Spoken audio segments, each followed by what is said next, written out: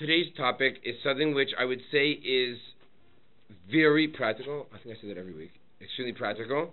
And here's what happens. Let's go through the case. The case is where a person is hosting an event and they're serving a dairy, they're making a dairy meal. And what they do is they take their fleishik, they take their meat spoon, and they stir it in a very large dairy pot. But here's the catch that makes it complicated. When do they take their meat spoon and stir their large dairy pot? They do it on Motzei Shabbos. Meaning they just used the spoon a few hours ago, and now they're taking that spoon and they are stirring a dairy pot. Because if it's been more than 24 hours, or if we don't know the last time it was used, there's a lot more leniencies. It's not such a big deal. But here we know with absolute certainty that this spoon was just used to stir chicken soup, to stir cholent, to stir whatever it is. It was used with hot meat a few hours earlier that day. And that is the spoon that is being used to stir a large dairy pot. Yes? Is it a dairy pot? Or no, dairy, a dairy pot and a dairy... hot dairy food. Help me. What do they make? Hot dairy food. Hot dairy food. What are they making? Macaroni and cheese. There you go. Cheese and It's actually, what's the case here? It. Here, vanilla pudding dessert. Oh, okay. A vanilla pudding dessert, which is obviously a dairy vanilla pudding dessert. Okay? So those are and each one of those factors is very important. By the way, you ask good questions, right? Maybe it was just a dairy pot and the contents were just noodles, right? This is a totally different ballgame, right? So the questions you're asking are definitely important questions. And the only reason why it's a complicated question is because, again, the spoon was used recently for sure for hot meat, and it is actual dairy, it's actually mochik that is being stirred by this fleishik spoon. Okay, so here we go. We need to ascertain a few things. Number one, well, I'm going to throw it out there. What do you think we have to calculate? Okay, so we have to figure out now. That's a great comment. What are we going to batel b'shishim? So we have our dairy mixture. So we'll say that's pretty large. But what am I doing 60 times of? 60 times the...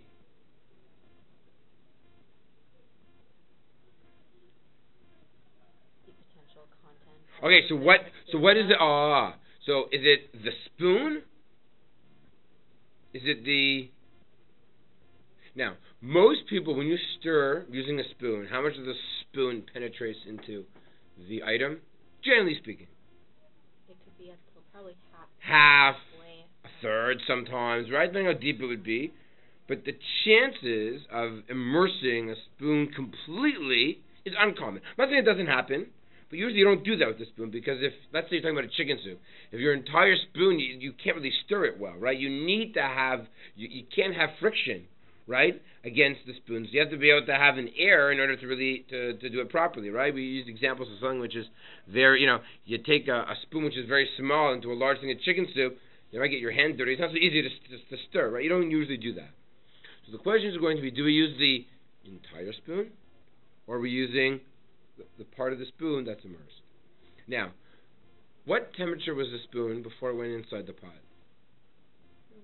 Room temperature, right? That's also going to be very important. So it's a room temperature spoon, which is more common. I would say if you're going to mess up, chances are it'll be a room temperature spoon as opposed to a hot spoon. I'm not saying it can't be a hot spoon, but much more likely statistically to be a room temperature spoon.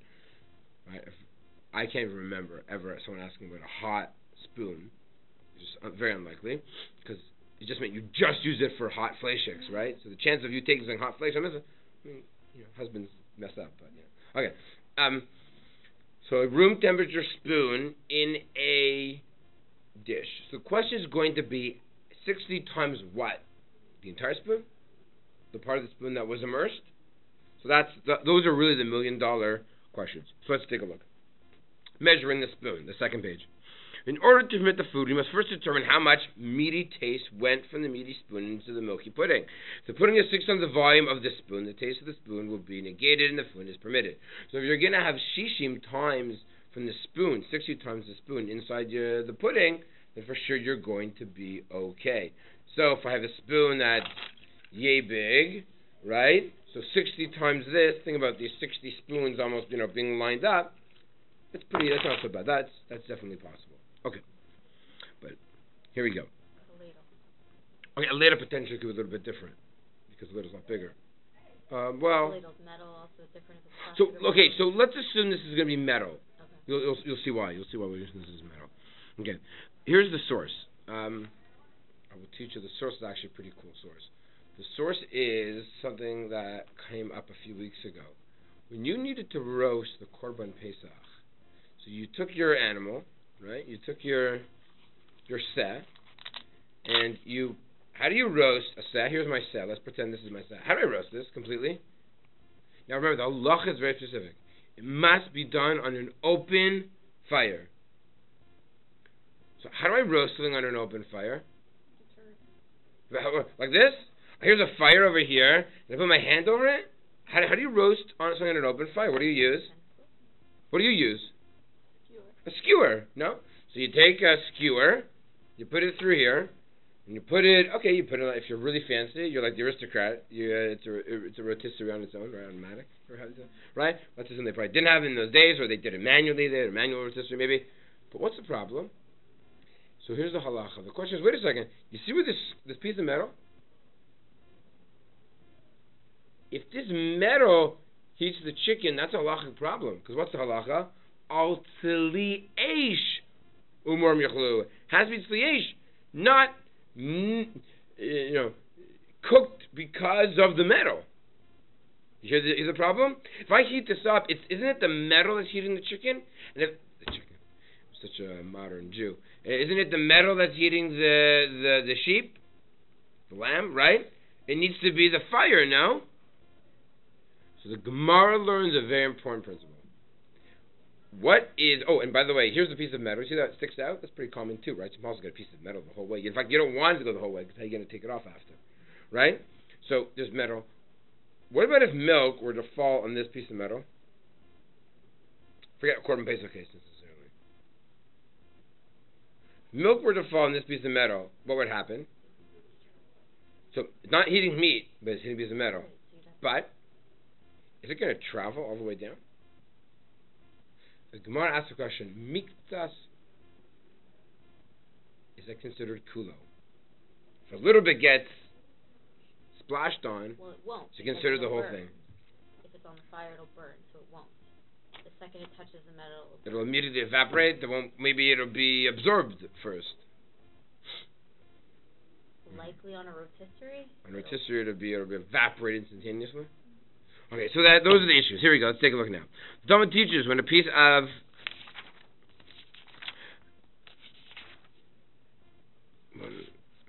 metal is heated at one end, we treat it as if we're heated entirely. The term cham miktaso cham kulo. But this is a section called the little goes a long way. Right? Meaning you heated up part of it, the entire thing is actually heated up. Hot on one part is hot all over.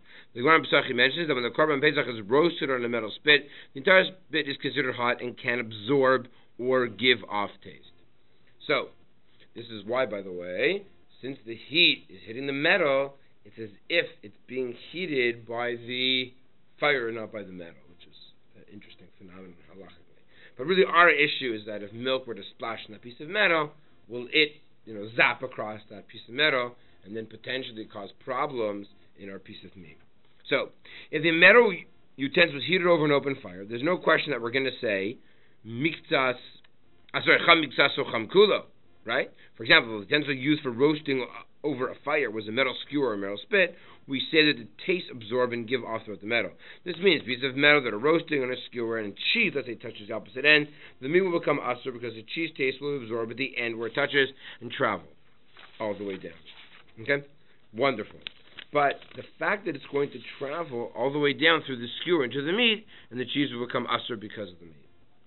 But that's not really our case, is it? So here we go. Everyone agrees, halakhically, that if you were to take a piece of metal that's boiling hot and put direct heat onto it, and by the way, this is logical. right? Think about this for a second. This is our piece of metal, and I have concentrated heat on this. So at the end of the day, if dairy were to hit here, or dairy were to hit here, it's going to zap it. It'll absorb the whole thing. It's metal. It conducts. And the whole thing is really constant heat. If you could hold it, it's not even yet to let. Okay, very good. So the problem is it's clear that our spoon case is totally different. Our spoon is being immersed inside of a pot. Can't be that hot because I'm able to stir it.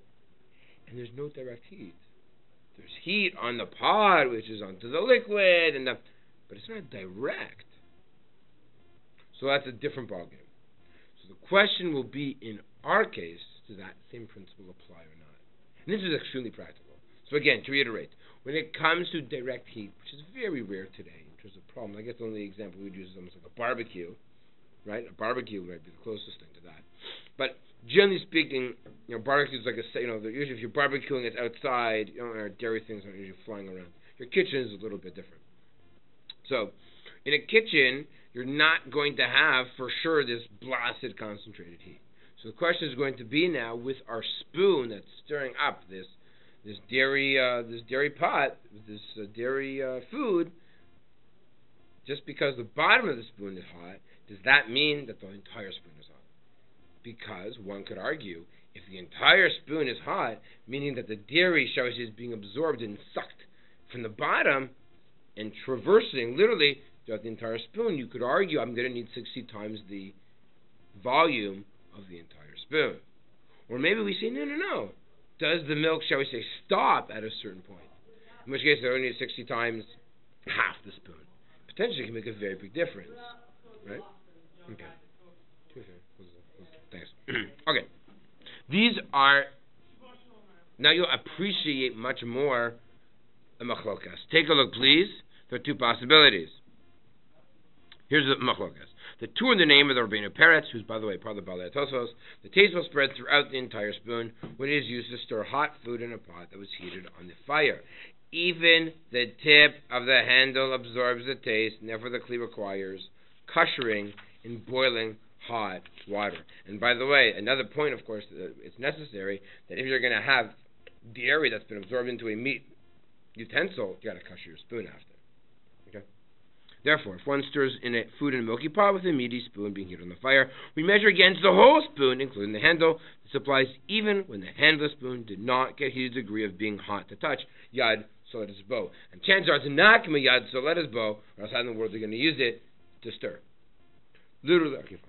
The Ma'aram, quoted by the Shach, says that although the metal is considered heated all the way up to the handle, the heat is not enough to move the taste, the blios, through the spoon, the area that doesn't actually get hot. However, such heat is enough for something else touching the other side to get absorbed into the end that was not heated. Therefore, when measuring 60 times against the spoon, only the part of the spoon that actually stirs the food is counted. So we see there's a machlokas. We have the Tur versus the Shach. The Tur says you count the entire spoon. The Shach says you count the part that was immersed. Halacha. In a case where we do not know exactly how much was used to stir the food, the Shach quotes the Marshal that we assume that in most cases this will be the round part of the spoon. Which, by the way, before we get to halacha, that's important. Chances are you'll use the round part, maybe a little bit higher than that. But again, that's an important principle in physics. You'd never use a spoon, right? I shouldn't say never. You're unlikely to use a spoon that's the same height as the actual liquid that you want to stir. It just is extremely awkward and uncomfortable. Okay. What about if there's hot air? So there is the Chavadas, which says that maybe if there's steam rising up, maybe that steam would help shoot that dairy through the top part of the spoon itself. Meaning, if you want to hold it the lenient opinion that says it's just the part that's immersed, maybe the steam and the heat around the pot would help, shall we say, schlep it up to the top. It appears we do not noheg that way. The halacha, here we go. There's the Machaber, and then there's the Ramah. There's one of the examples where Sfaradim are more machmir than Ashkenazim. You don't see it too often in kashrus. Machaber postulates that in a case where the milky spoon was used to stir a pot of meat, or in the opposite case, we only need to measure 60 against the part that was actually stuck into the pot. He then brings the other opinion that says that we must measure against the entire spoon because miksas, right? Part of it gets hot, the entire thing gets hot. The Ramah says, holds like the first opinion of the Mechaber, we only need 60 against the part that was actually in the pot itself.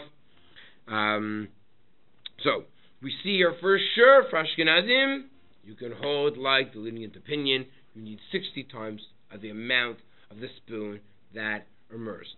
So here we go. Here's our spoon. Our spoon is yay long. This part actually was submerged. 60 times this amount in a volume is not going to be that much. Chances are most pots you will be okay. The only time you'll have to use the entire spoon for Ashkenazim is if that spoon was boiling hot. If that spoon was hot, then it would absorb the dairy from the beginning to the end, from the bottom until the top. How exactly did it get hot? I'm not quite sure, but let's assume it was hot. For whatever reason, you'd have to measure 60 times the entire spoon. Okay, so let's continue. With this? Yeah. Sorry, I was just reading the footnotes for a second. Yep. Back to page 149, the bottom, before we get the law today. It says that the round part of the spoon, yes. Marshall says, but in the footnote that says when it's referring to the ladle, not when it's referring to a spoon. When it's referring to a ladle, you're just talking about that part. So when you stir a pot, chances are you're stirring it with a ladle, right? No? No, not necessarily. It's different with the ladle and spoon. The Badei HaShulchan understands. What number is it? Where do you see that? What number? Yeah. Footnote 9. The Badei HaShulchan understands it's only referring to a ladle. However, when stirring something with a spoon, one must assume the part of the handle also went into the food. Part of the handle. I see what he's saying here. In which case, what you would have to So again, it's the I see what he's saying. Let's say here's our spoon. So let's say this is I know it's not necessarily the scale. This is our This is a spoon or a ladle? No, this is a ladle. We know when we have a ladle, I shouldn't say we know. Chances are when you're ladling something, you just want the ladle part. Right. When you want to stir something like a spoon, you're going to, you don't necessarily just need that part that looks like this, but you can use a bit higher than that as well to stir. So, halacha l'maisa? So, halacha l'maisa is you need to know how much was immersed. But even if the ladle, part of the flat part, you don't have to measure the whole thing to the top, just with the food line. Right. Yeah, so it would be, let's say the food only went up to here. So it'd be up to here, 60 times this amount. But let's say you weren't sure. You would assume just the ladle part. So he said when it comes to a ladle, you can assume the ladle. Although the truth is, I know. I'll give you an example. When you spoon out chicken soup, you're not just putting the ladle inside. That's what I understand. I remember reading that before. But no. I feel like most of when you ladle something comes from the ladle, like the actual rod doesn't. You're saying the surface is so small. The truth is that is true. Right. Yeah, it's minimal, right. You're saying that when it comes to a ladle, there's lots more surface area in a ladle. Right. So it is different with a spoon. Right. You're going to need 60 times the part that was immersed. Whatever's immersed. Yeah.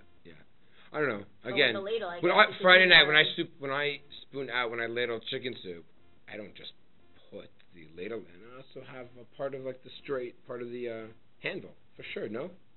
Almost always, I would say. So you're going to need 60 times. The difference is, you're right, for sure, a ladle is going to have much more surface area. The volume of the is going to be much greater. Opposed to a spoon. Okay, so in our case, top of 151, in our case, if you remember the scenario, it was only the person who did this, it was a cold spoon, and you'd only need 60 times the part of the meaty spoon that was actually inside this dairy pudding. Okay, that was just the case.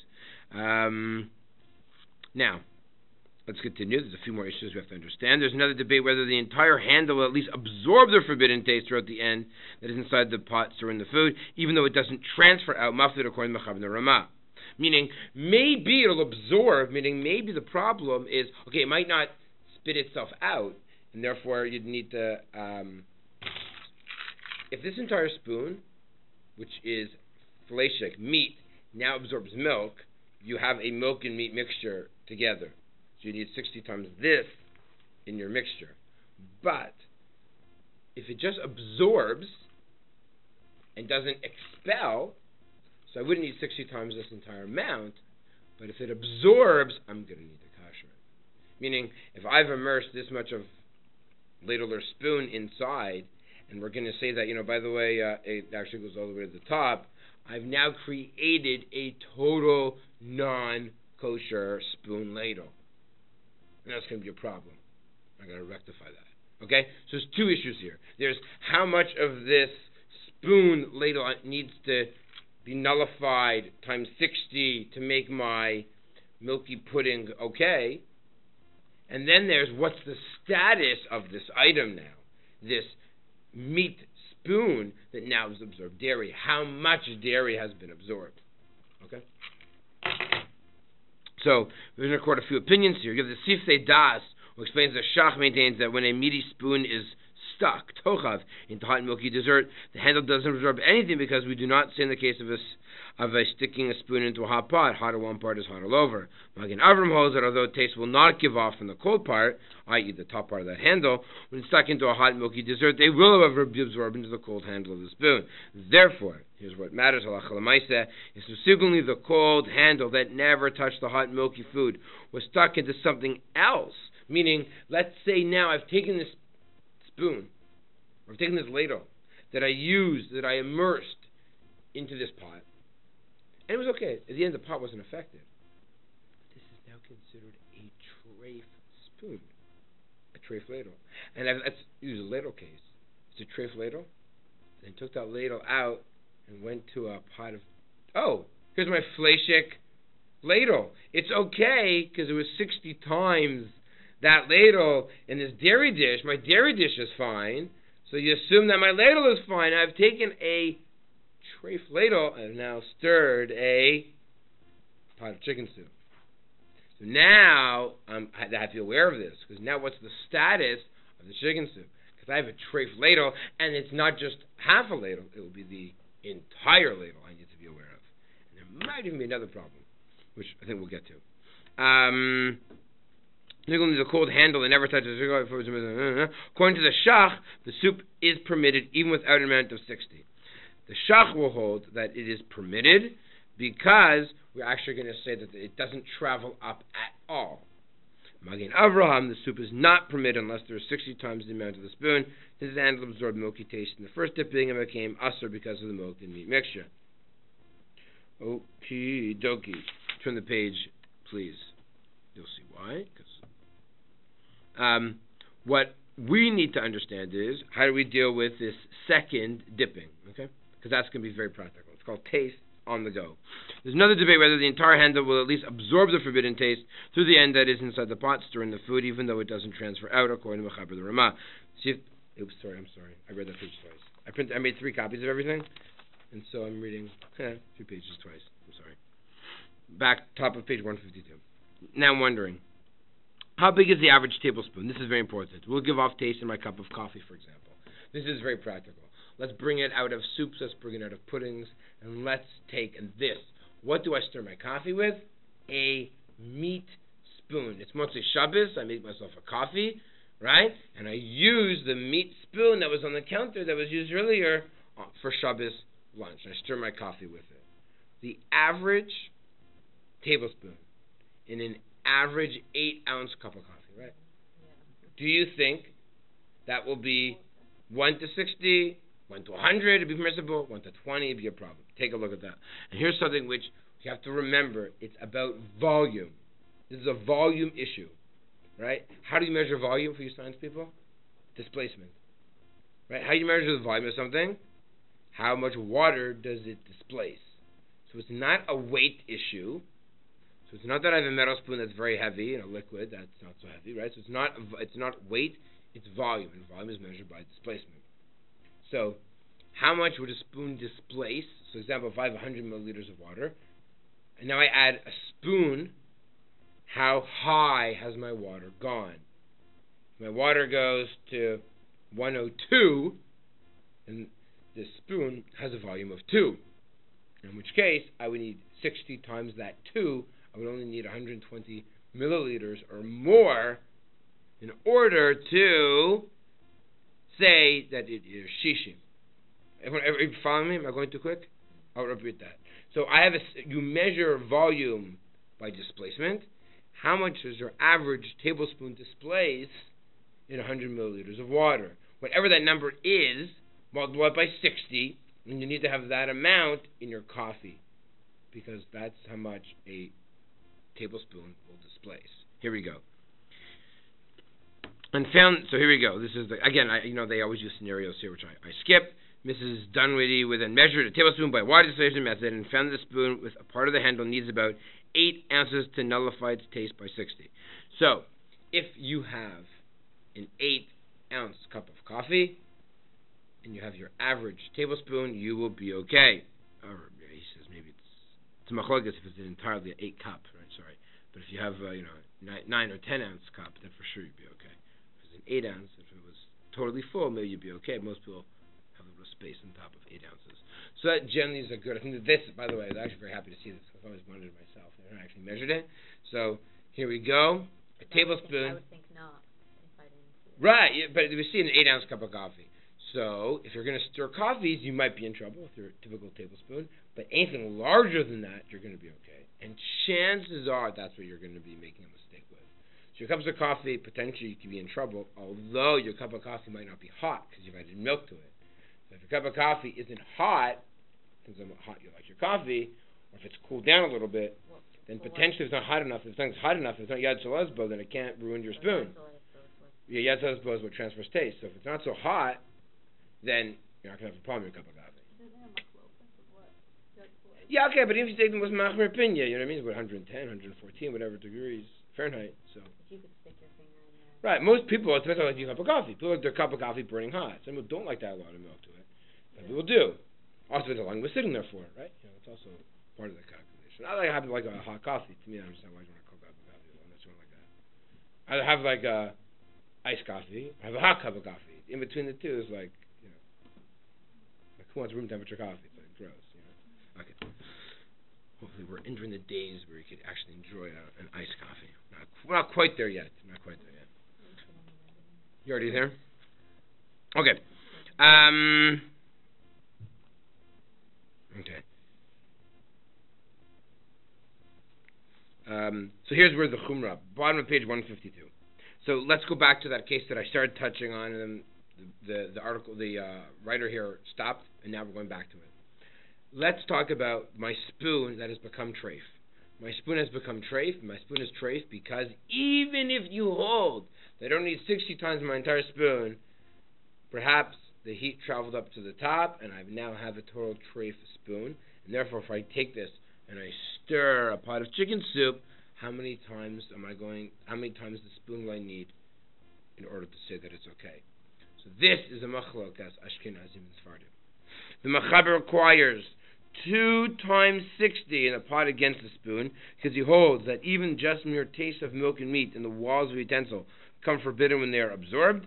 Therefore, if a meaty spoon is used in a pot of milk, 2 times 60 is needed against the spoon.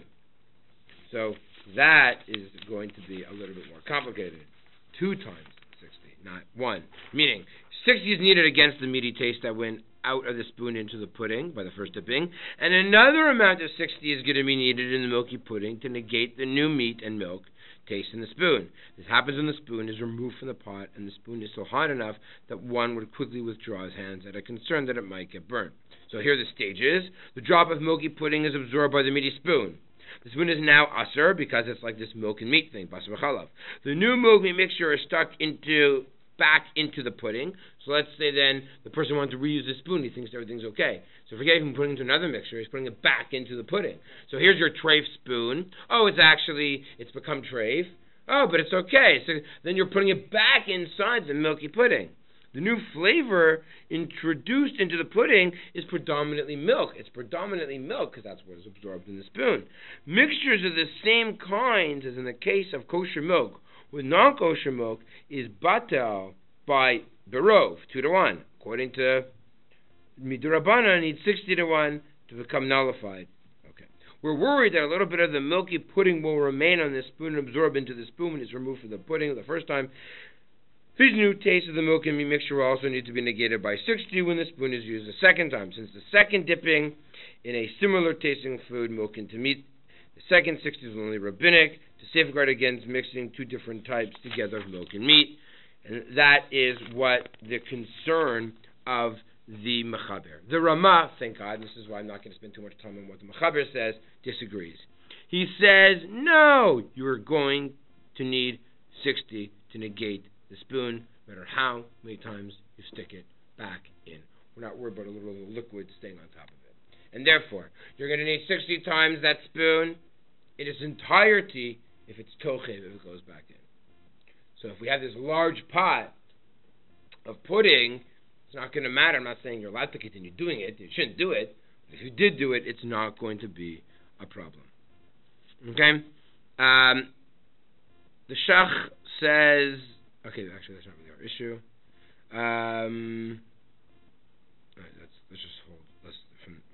Let's go to the conclusion. So, if the cook, on page 154, if the cook used the spoon twice and did not know that the spoon was aser, she would need at least 2 times, meaning 60, which is 120 in the pot, against the spoon in order to negate 2 stirrings, according to the Sephardic custom. However, only 1 time is needed according to Ashkenazi custom. If she did this multiple times without realizing, then if there was a significant amount of vanilla pudding on each spoonful, each of those would become mixtures of milk and meat, and each one that is put back into the pot would need 60 times against it to nullify it. So if, for whatever reason, there would be milk stuck onto it, meaning some of the pudding stuck to the spoon, that extra little bit of vanilla that's sticking to the spoon could become totally treif, and therefore you're going to just exponentially a little bit need to grow your 60 to 1, 60 in your spoon plus that pudding that's stuck on top of it. 60 plus 1, because if there's a little bit of pudding touching the spoon, you're not going to have 60 to 1 when you kind of pull it out. So potentially your 60 to 1 could grow a little bit. Okay, and that's the halacha. Okay, so essentially, just to summarize, we're talking about a spoon that went into a meat spoon that used on Shabbos. And mostly Shabbos, you're cooking a dairy pudding. You want to understand how much of that spoon needs to be to create the 60 to 1 ratio. Halacha lemaisa is only the part that was submerged inside the pot, unless the entire spoon or ladle was very hot, which kind of said was fairly unlikely to happen. Even if there's steam going up, it appears we're not concerned. Therefore, it's 60 times, we'll say half that ladle, half the spoon, whatever the case may be. Chances are you're going to be okay. But the entire ladle is going to need to be koshered. How do you kosher it? Just pouring boiling hot water over it. So it's not difficult to kosher, but you're going to need to kosher it. Now, what about if I take the spoon and put it back into the pudding? So Ashkenazim would only need 60 to 1 on that spoon. If you're going to be pulling it out, then some of that pudding will be sticking to it. That part of that pudding that sticks to the ladle might become not kosher. You're going to need to increase your 6 to 1 ratio over time. And a very good principle to know is your average tablespoon displaces 60 to 1 of 8 ounces. So therefore, if you have a full cup of coffee, you'll be totally to the top. You'll be okay. You'll for sure be okay if the coffee's not so hot. Anything larger than that, you for sure would be totally okay. Less than that, it appears we're a little bit iffy, and maybe we should be strict on it. Okay, so God willing, next week, same time, same place. Thank you.